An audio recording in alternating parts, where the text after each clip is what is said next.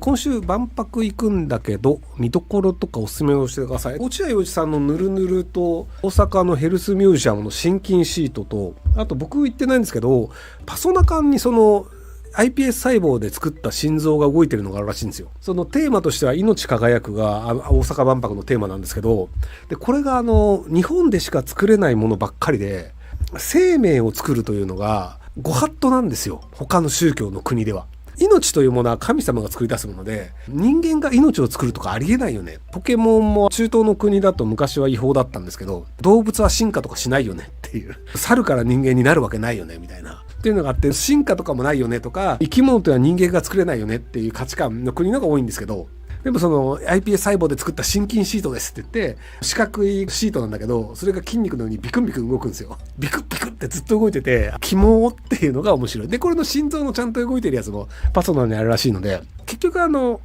科学のある種の大パーツを作る作業って万博にあるんじゃないかなと思っていて、僕1980年代の筑波万博っていうのに子供の頃に行ったんですよ。多分小学校1年とかそれぐらいかな。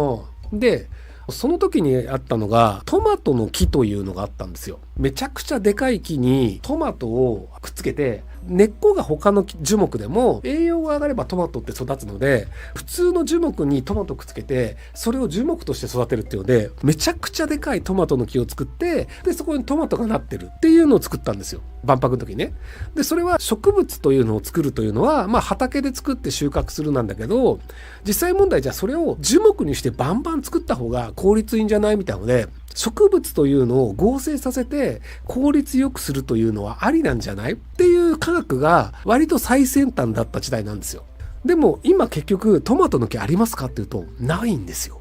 でそれはトマトの樹木を普通に土に植えて育てた方がやっぱりコスパいいよねっていう現実なんですけど、挿し木ってある種フランケンシュタインなんですよ。足元は桜だけど、そこちょん切って上からトマトを刺すと上トマトになるよねみたいな。でやっぱりそれは管理できないよねとか、収穫量がコントロールできないとか、病原菌の問題とかっていうのがあって、結局その実用ベースにはならなかったんですけど、でもそういうものが科学的に作られたんですよっていう感じで、その科学的には可能だけどこういうのいきますよって言って、でも実際それが実用ベースにならないものっていうのが多分万博の面白い部分なんですよね。科学の延長線だとこれができますよ。でも民間って実用ベースになるものはバンバン作るんですよ。例えばじゃあ電気自動車とかって採算に合うから作って売れるわけじゃないですか。でもトマトの木みたいなのってできるよねって分かってても採算ベースに乗らないから作らないんだけど、万博だと作るんですよ。技術を見せようっていうのがあるので。なので割とその iPS 細胞も多分採算ベースにはいずれ乗るんですけど、今の段階ではまだ乗ってなくて、心筋シートですとか、心筋シート使われてるか、今使われてるわ。ただ実物の心臓の方はまだ使われてないと思うんですけど、っていう感じで技術的にはこれは可能なんだけどっていうのを皆さん見てください。でもこれがじゃあ10年後にあるかっていうと、実はないっていう可能性があるんですよね。命輝くというテーマで今心筋シートっていうリアルの心臓の話をしたんですけど、石黒館っていうところは石黒博士にめちゃくちゃ似ているロボットをひたすら作り続けるっていう、自分に似たロボットを作り続けるマッドサイエンティスト石黒さんが万博の金をこう使いまくってめちゃめちゃ成功なアンドロイドを作ったっていう。でこれで命輝くというテーマでいくと、人によっては真逆のテーマだと思うのね。命じゃなくてそれロボットやん、アンドロイドやん、生物に対するリスペクトとかないでしょっていう。なんだけど日本ってそういうところが緩いから、石黒先生面白いじゃないですかっていうので、アンドロイドが命輝くのテーマで出されちゃう。でこれがまだものとしてあるからまだマシなんですよ。アンドロイドといえど一応なんか人間の形をして動いてるからまだ見どころがあるんですけど、で次の段階が落合陽一さん、日本の誇るマッドサイエンティスト落合陽一さんなんですけど、ぬるぬるっていうぬるの事情っていうパビリオンをやってるんですけど、そこがその人間は価値がなくなったよねっていうのをガチで直球で投げてくるんですよ。一応そのなんか人類というのは地球の中ですごい繁殖をしていて、他の動物よりも上に立っていて、他の動物をして食って、他の動物に別にされることはほぼないよね。なんで食物連鎖の頂点にいて、地球というところをコントロールしているよねという風になってるわけじゃないですか。ではなぜそれをライオンやゾウではなく人間がそれをやっているのか。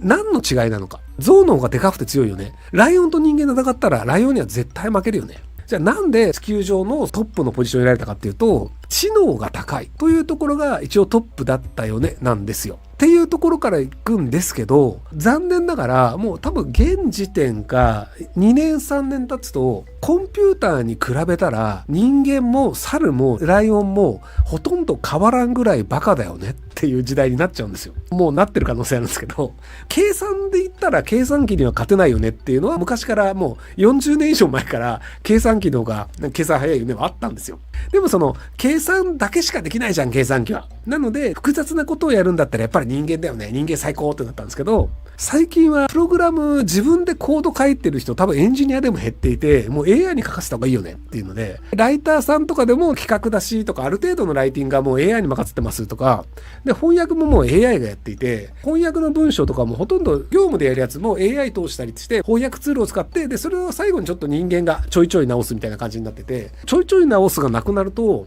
多分人間のそのライオンとゾウで比べたらゾウの方が強いかもねぐらいな感じだと思うんですけど、要するに猿とゴリラとチンパンジー比べたらチンパンジーの方がちょっと賢いよねみたいな感じで、ゴリラ、チンパンジー、人間、チンパンジーと比べたらちょっと賢いかもしれないけど AI には全然かなわないよねっていう時代になっちゃうんですよ。人間というのは結局その持っている記憶というのはあくまで個体にしか宿らないので、なので頭のいい人っていうのは個人として学習できて吸収できた情報でしか判断できないんですけど、インターネット様と AI 様は全ての知能を共有できるんですよ。1個のコンピューターが学んだ内容をホイコピーって言ったら全く同じ内容を持ってるやつが無限に増やせられるんですよ、ソフトウェア的にね。なので人間でアインシュタインが1人出てきた、すげえ。でもアインシュタインは10人いなかったんですけど、コンピューターの世界だとアインシュタイン1人できたらこれどんどんコピーして増やせるんですよ。なのでめちゃくちゃ優秀な AI が1個できたらそれをバンバンコピーして世界中はその AI になってしまって、で記憶とか学習というのも終わったのがコピーできるので、人間の場合って生まれて学習できるまで6歳ぐらいまで頭の悪い赤ちゃんという時期をやって、で6歳から70歳ぐらいまで一応活動できるんですけど、で70ぐらいでどんどんまたボケとか始まって死ぬじゃないですか。でもコンピューターコピーして1秒間からいきなり現役でフル稼働可能なんですよ。勝てるわけないよねっていう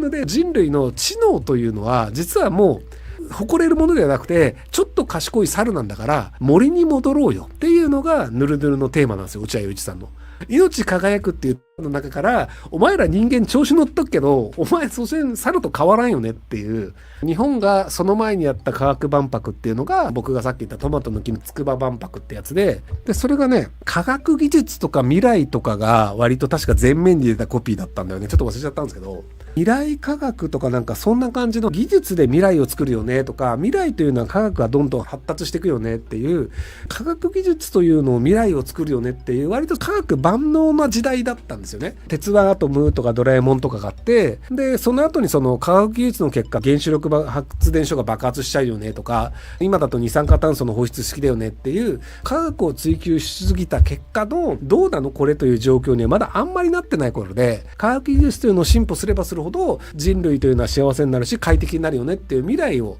希望を持って見てた時代だったんですよ。筑波万博1980年代は。それからどこ今の2025年になると、科学いくら進んだとしても二酸化炭素の問題とか石油足りないよねとか、これだけ科学が発展して食べ物も容易に作るようになったのに未だに戦争やってんじゃんとか、科学技術って一生懸命発展させても人類の発展にとってはどうなのっていう状況で、さらに人間頭良くないよっていう、そんなに賢くないよ AI 様と比べると。チンパンジーにマウンティングしてるんだったら俺チンパンジーより賢いぜみたいなので、そうだねっていう話なんですけど、 AI 様から見ると小学生と幼稚園児が喧嘩してるみたいな、そういう感じなんですよっていうテーマが命輝くっていうところでまとめられてるっていうのが、本当になんか大阪万博というか日本らしいなと思うんですよね。他の国でやってばその宗教の問題とか人間に価値ないよねとか、アンドロイド持ち出して命っていうとかって何言ってんのってなっちゃうんですけど、日本ってそういう定義論とかこだわりがあんまりないので、命って言ってアンドロイドですからふーんって言って楽しめるっていう、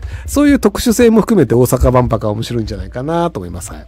万博期間延長できないもんですかね。これから梅雨猛暑駆け込み混雑で終了延長してくれたら涼しい時期も年末年始も行きたい人多いのでは。契約とかお友達用とかダメなんですかね。大学の林業はパビリオンだけじゃなくて独特の駅はもう快適に行ける時期が少ないのももったいない。無理っすね。結局その90個個のパビリオンで各国の人がビザを出してその国の人がやってるからレベルが高いものがあるので、なので延長してやりますみたいなものではないと思うんですよね。直すスケジュールとかそういうのも含めてやってるので、なので今から変えられないんじゃないかなと思うので、聞いてる限り16時から入るのが今んとこお得っぽいっすね。夕方から入るチケットっていうのがあって、朝から来てる人って結構朝から頑張っちゃうんで、夕方以降頑張らなかったりするんですよ。なので16時からガチでちゃんと行くと、朝だとめっちゃ並ぶところが、実は夕方だとそんなに並ばないみたいなのもあったりして、夕方からさらーっと入って回るっていうのがコスパ的にはいいっていう話を聞きました。で、今はね、開園したばっかりで結構ブームなんですけど、もうちょっとしたらそのブームが落ち着くんじゃないか。なので夏休みになるとまた増えるので、6月から7月頭ぐらいまでが、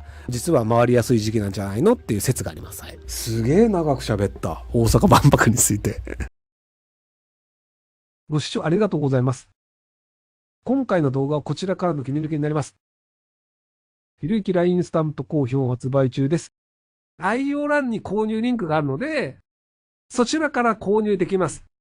よろしくお願いします。